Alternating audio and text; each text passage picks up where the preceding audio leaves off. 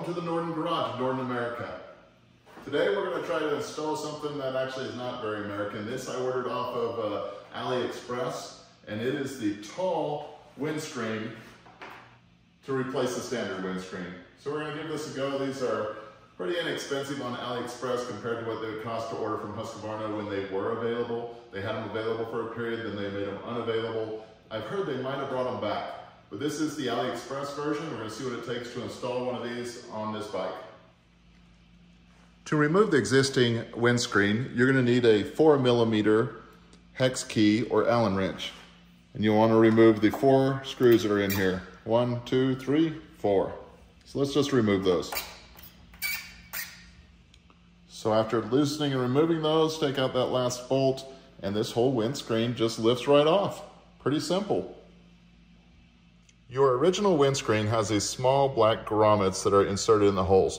Just remove those, transfer them over, and place them into the new windscreen if they will fit. Okay, so the struggle is real to get those grommets moved over. I do want to note that the new windshield did not come with these rubber grommets, so you will have to transfer these grommets out of your existing stock windshield. But just get them into place, they do fit.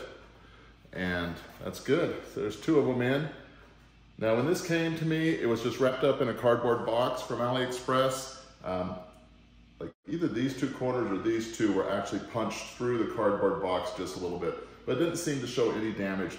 The windscreen came really nice and clean looking. I think the only thing I found that was a little bit rough was right down here at the bottom center. Probably could take a deburring tool to that and just clean it off a little bit. Here it is, the original compared to the aftermarket windscreen.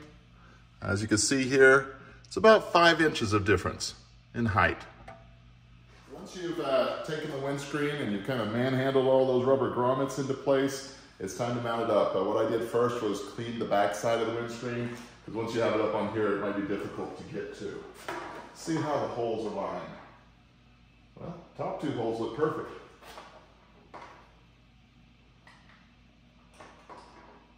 Just line those up and get all your screws started before you tighten them up completely. It is nice that each of these screws or bolts have got a shoulder on them. That shoulder sets on the actual rubber grommet, and it keeps you from squeezing the polycarbonate or Lexan material. That's kind of an assumption on my behalf. I hope that this is polycarbonate and not just acrylic. We'll see how it holds up. So just install all 4 of those. Yeah, it looks like they're going to line up well.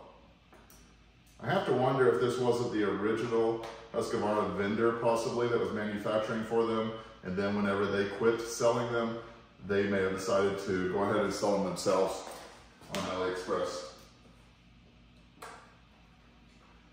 So once you get all those installed, you can go ahead and tighten them up, and your new windscreen is in place. And here is the completed windscreen. I think it came out very nice. As you're tightening down these 4 bolts, it did feel like it was about to twist and catch the rubber grommet and pull it, and right about that moment is when they were tightened fully down, and you could feel the shoulder actually bottom out, and they came to a complete tightness. But this is what it looks like on the bike. You can see the old windscreen was down here. This one is quite a bit higher. Excited to see how that works. And from sitting on the bike, this is what it looks like. So here's from my eye level, and definitely not so high that it interferes with your view in any way. I think it looks pretty good.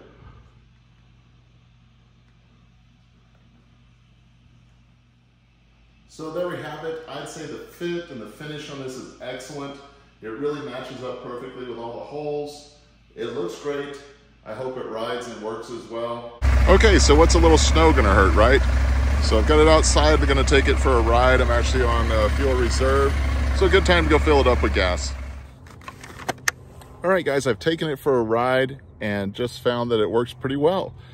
So I was using my hand up here to see just where the wind was coming from and where it was hitting my helmet.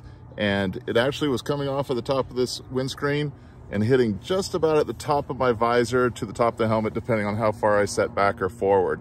So I thought that was pretty good. I didn't feel much wind turbulence other than right here at the sides kind of my helmet. This is one of these helmets that opens and closes, so it seems to get a lot of wind noise anyway, but I'm pretty pleased with it. There definitely is a little bit of air that comes through this center hole, so I was feeling with it. It just kind of spreads out. It's not something that hits you real hard, but I love it. It actually is working pretty well. I think I'm gonna like this a lot. So even in about 37-degree weather, it is working very nicely.